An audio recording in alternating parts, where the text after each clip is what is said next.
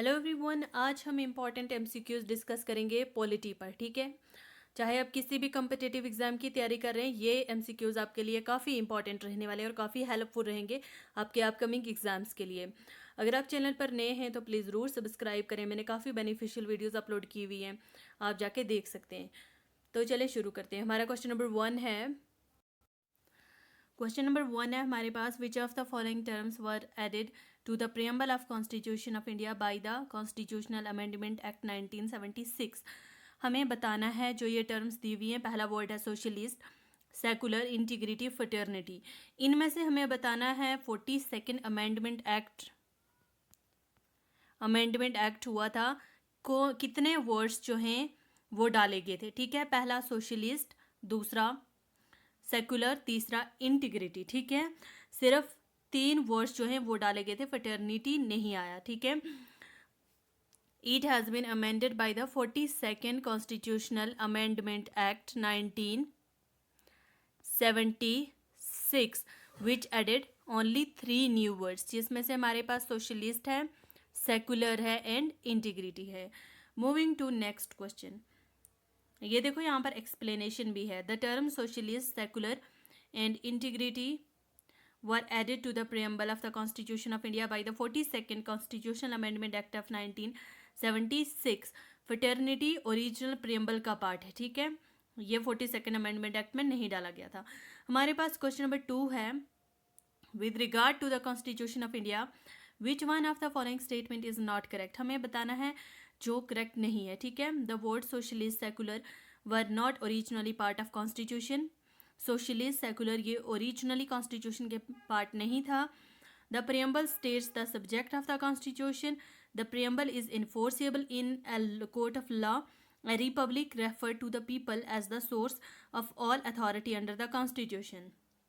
देखो, statement number 1, word socialist, secular originally constitution का part नहीं था। ठीक है, the word socialist and secular originally constitution का पार्ट नहीं था। ये स्टेटमेंट बिल्कुल ठीक है।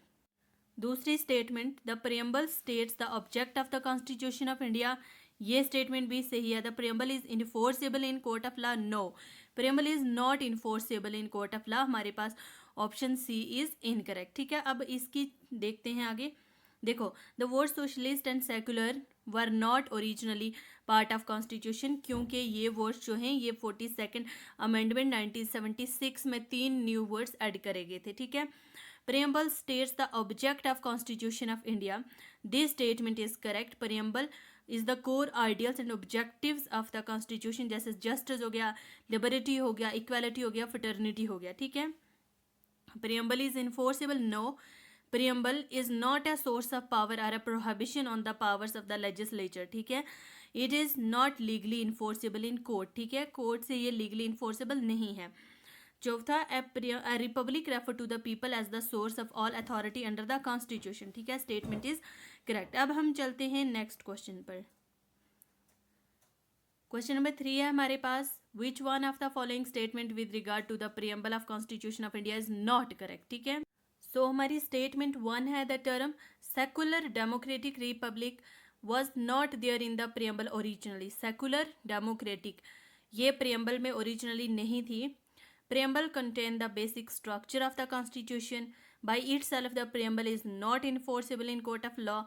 The Supreme Court has held that the preamble cannot be considered as an aid to the legal interpretation of the Constitution where the language is ambiguous. ठीक है, देखो, secular democratic Republic originally preamble में नहीं था, बाद में आया। ठीक है, ये स्टेटमेंट ठीक है हमारे पास। हमें बताना है not correct. Preamble contain the basic structure, इसमें होता है, ये भी ठीक है।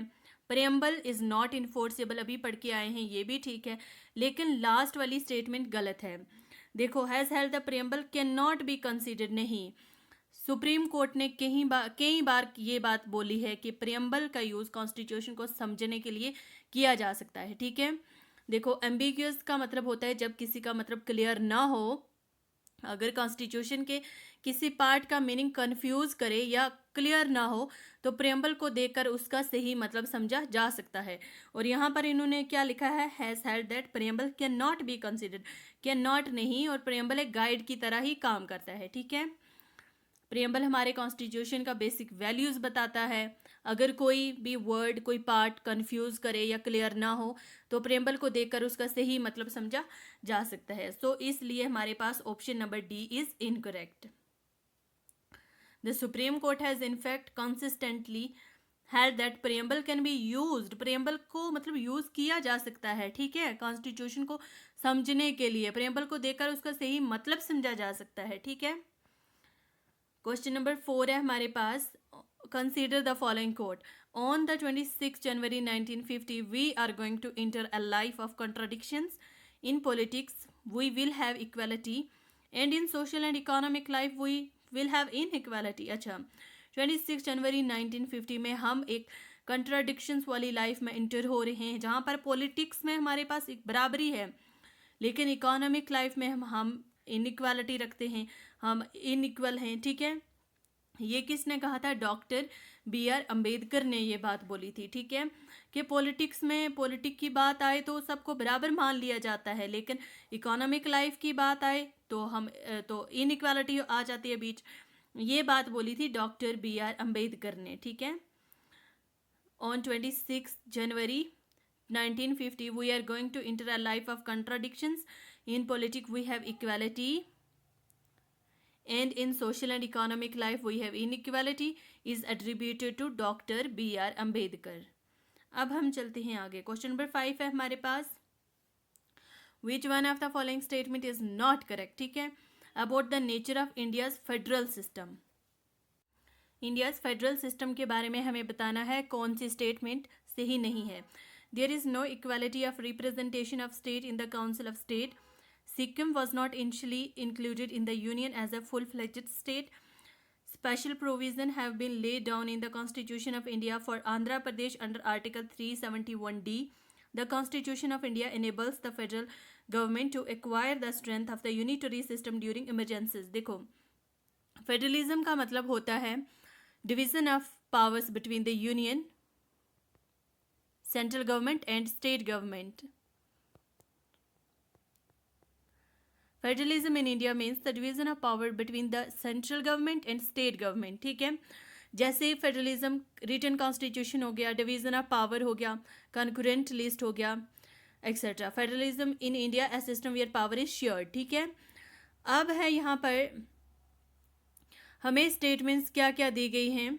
There is no equality of representation of state in the council of state. इसका मतलब देखो, council of state means Rajya Sabha.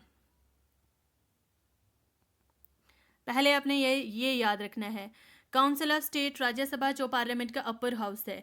Normal federal countries जैसे यूएसए में हर स्टेट को इक्वल रिप्रेजेंटेशन मिलता है, यहाँ पर ये क्या बोल रहे हैं, there is no equality of representation. USA में जैसे कोई छोटा स्टेट हो गया और कोई बड़ा स्टेट जैसे कैलिफोर्निया हो गया, ये दो दो सेंटर्स मिलते हैं। ठीक है, लेकिन इंडिया में ऐसा नहीं है, यहाँ पॉपुलेशन के हिसाब से सीट बनती हैं। बड़ी स्टेट जैसे यूपी को ज़्यादा सीट्स मिलती हैं, छोटी स्टेट जैसे सिक्किम को कम स्टेट मिलती है। मतलब स्टेट इक्वल नहीं है राज्यसभा में रिप्रेजेंटेशन के हिसाब से। जो स्टेट ज़्यादा पॉपुलेशन वाली है उसकी आवाज़ भी राज्यसभा में ज़्यादा होगी। ठीक है, जैसे उत्तर प्रदेश यूपी में हमारे पास 31 सीट्स हैं, इसी तरह से सिक्किम है हमारे पास 1 है। इसलिए कहते हैं there is no equality of representation of state in council of state. ठीक है, there is no equality of representation of state in council of state, ये हमारे पास राज्यसभा में इक्वालिटी नहीं होती, ये हमारे पास ठीक है। आगे, Sikkim was not initially included in union as full fledged, दूसरा हमारे पास दूसरी स्टेटमेंट भी हमारे पास ठीक है, सिक्किम 1975 में बना। ठीक है, फुल फ्लेज्ड स्टेट इंडिया का इनिशियली ये नहीं था। Special provision have been laid down for constitution of India for Andhra Pradesh under article 371D, ये हमारे पास करेक्ट नहीं है, ऑप्शन नंबर डी हमारे पास करेक्ट है। चलें एक्सप्लेनेशन पर चलते हैं, इसकी एक्सप्लेनेशन समझो। In the Rajya Sabha council of जो मैंने अभी बताया, seats are allocated to states on the basis of population, yes there is no equal representation. Sikkim ने ज्वाइन किया इंडिया को 1975 में 36 कॉन्स्टिट्यूशनल अमेंडमेंट एक्ट और 22वां स्टेट बना, ठीक है। It was not originally a full fledged state, ये ओरिजिनली नहीं था। अब 31D यहाँ पर दिया गया है, Andhra Pradesh special provision for Andhra Pradesh are actually under 371D correct article है, लेकिन क्वेश्चन यहाँ पर पूछ रहा है nature of India federal system कैसा है। 371D is an administrative arrangement for local employment education, ठीक है। It is not directly about federal character.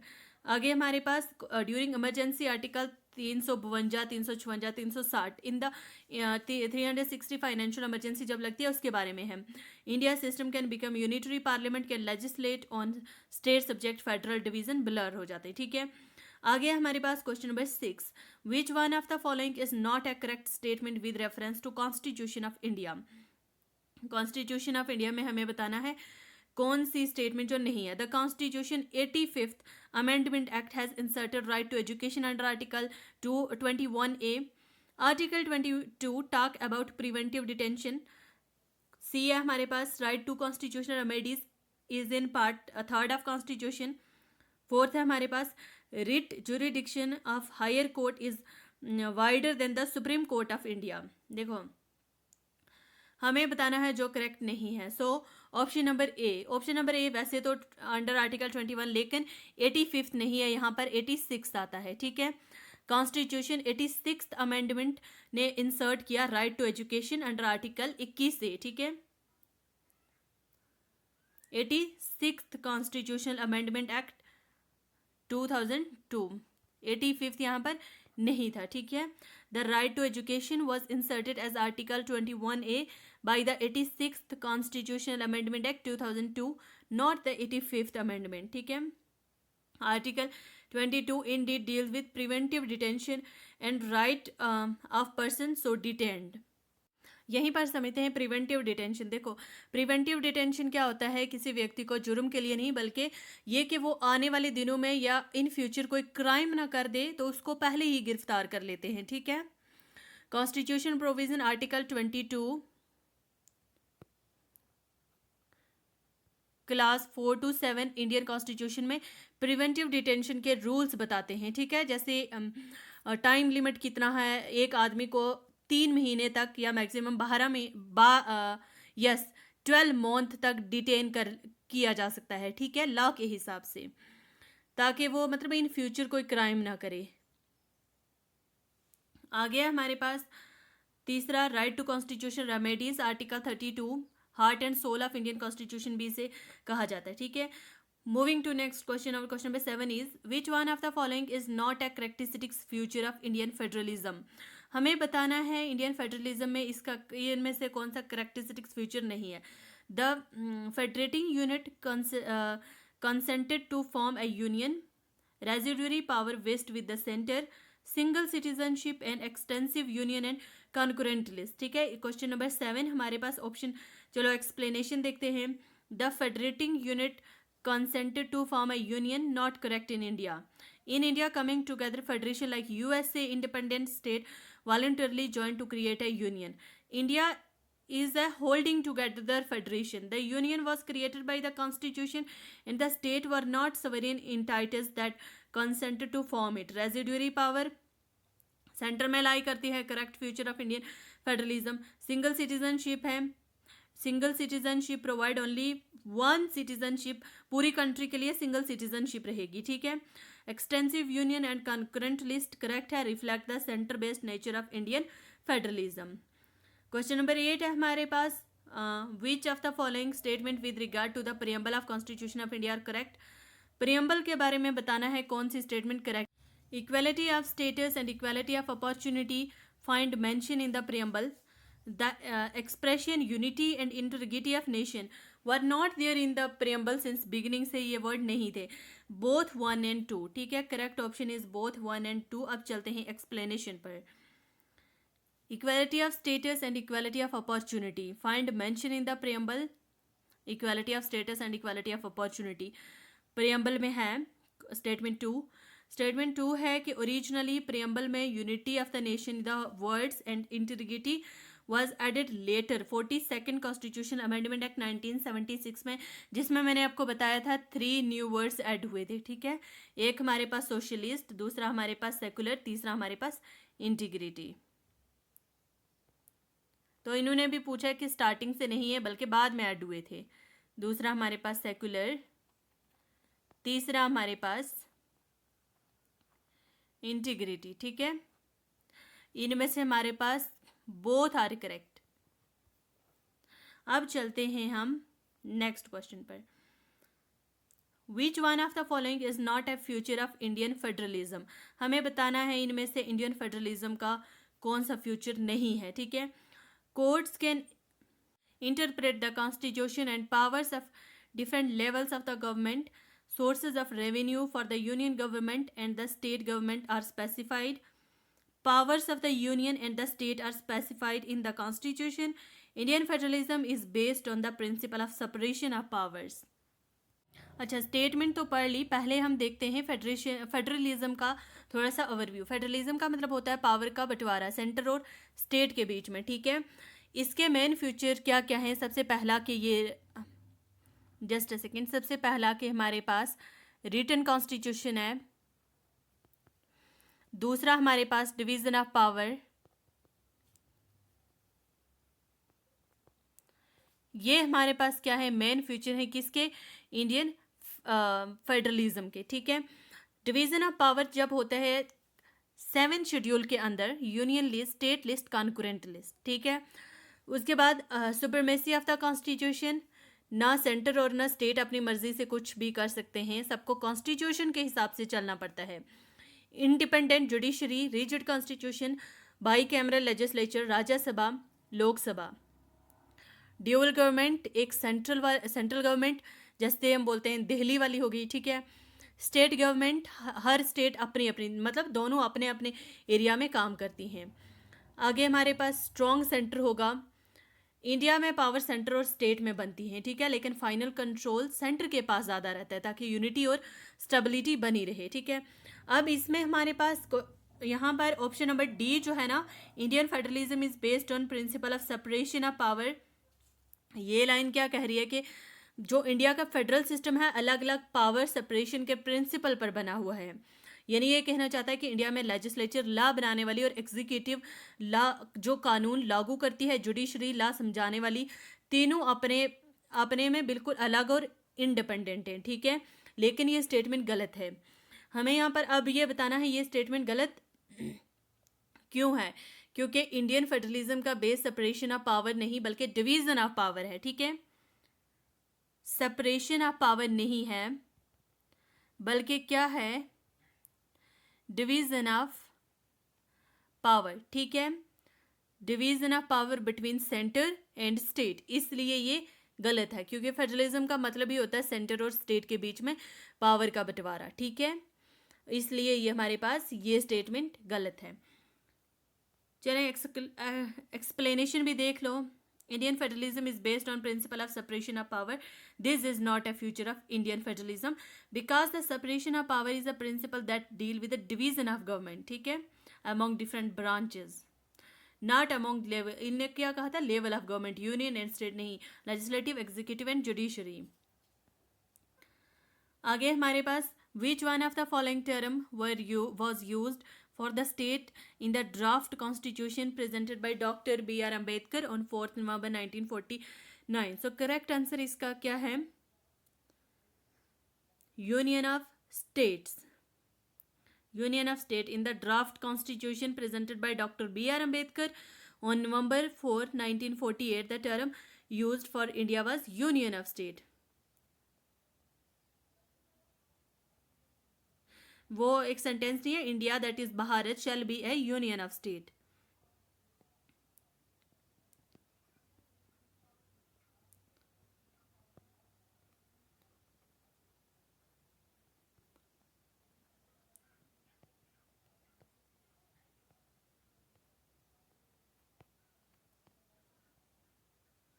India that is Bharat shall be a union of state, ठीक है।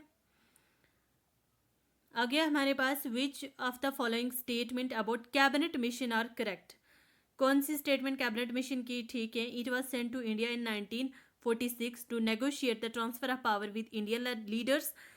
It proposed a two-tiered federal plan while conceding the largest measure of regional autonomy. There was to be federation of provinces and state alongside the federal center. The individual provinces were allowed to form regional union to which they would surrender some of their powers by mutual agreement. अच्छा, ये चारों statement ठीक हैं। पहले हम cabinet mission को समझ लेते हैं। कैबिनेट मिशन क्या था? 1946 तक ब्रिटिश गवर्नमेंट ये समझ गई थी कि अब इंडिया को आज़ादी देनी ही पड़ेगी, लेकिन उन्हें ये डिसाइड करना था कि इंडिया को कैसे आज़ाद किया जाए, हिंदुस्तान पाकिस्तान अलग बनाएं या एक साथ रखें।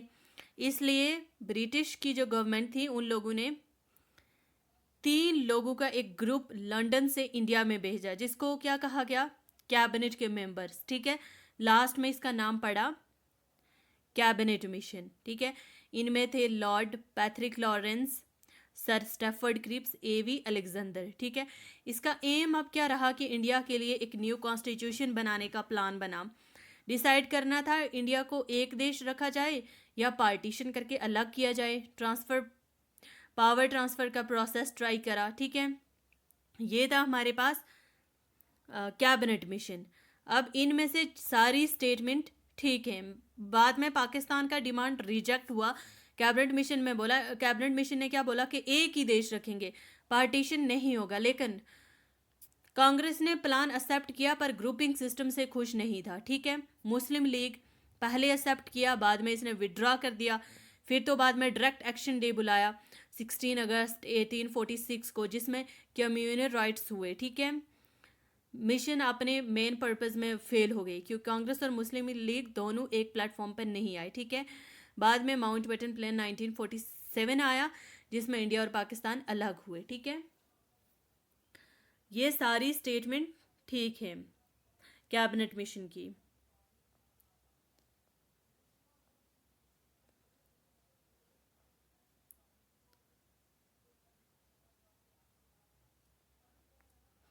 अब है हमारे पास क्वेश्चन नंबर 12। क्वेश्चन नंबर 12 है हमारे पास, which one of the following statement with reference to preamble to the constitution of India correct? The word secular come before the word socialist, the word justice come before the word equality, the word fraternity come after the word liberty. देखो, सबसे पहले है क्या? Correct sequence में ये है हमारे पास sovereign, socialist, secular, democratic, republic. ठीक है, ये है हमारे पास sovereign, socialist, secular, democratic and republic. इन्होंने क्या कहा? The word secular comes before the word socialist, कि सेकुलर जो है वो सोशलिस्ट वर्ड से पहले आता है। सेकुलर सोशलिस्ट वर्ड से पहले आता है। क्या ऐसा है? बाद में आया ना, तो ये स्टेटमेंट हमारे पास गलत हो गई। दूसरा, the word justice come before the word equality. अब नीचे अगर चलें तो जस्टिस आता है, फिर लिबर्टी आता है, फिर इक्वालिटी आता है, फिर फटर्निटी आता है। ठीक है, ये स्टेटमेंट भी ठीक है। Paternity come after the word liberty, paternity comes after the word liberty, ये भी हमारे पास ठीक है। हमारे पास दूसरा भी ठीक है और तीसरा भी ठीक है। अब चलते हैं ऑप्शंस पर। देखो, the word secular comes before the word socialist, this is incorrect. 42nd amendment added the word socialist secular to the preamble and they appear in that order: sovereign, socialist, secular, democratic, republic। जो मैंने अभी आपको ऊपर लिख के बताया था, sovereign, socialist, secular, democratic, republic। the word justice come before the word equality, this is correct। तीसरा हमारे पास fraternity come after the word liberty, ये भी correct है। हमारे पास क्वेश्चन नंबर 13 है, the parliament of India is primarily based on the model of। India's parliamentary जो system है ये ब्रिटिश पार्लियामेंट पर बेस है। ठीक है, option number B is correct answer. अब एक्सप्लेनेशन देख लेते हैं। India's parliamentary system of government is largely modelled on the British parliamentary system. Question number 14 है हमारे पास, who among the following moved the motion of secret sitting session of assembly? तो इसका हमारे पास करेक्ट आंसर है MS एनी। ठीक है, move the motion of secret sitting session. आगे हमारे पास क्वेश्चन नंबर 15 है, who among the following was the adviser to the constituent assembly? BN Rao, ठीक है, BN राव इसका करेक्ट ऑप्शन जो मैंने अभी बताया, BN Rao. Adviser, legal adviser भी कभी कभार कहा जाता है। Legal adviser is BN Rao, ठीक है।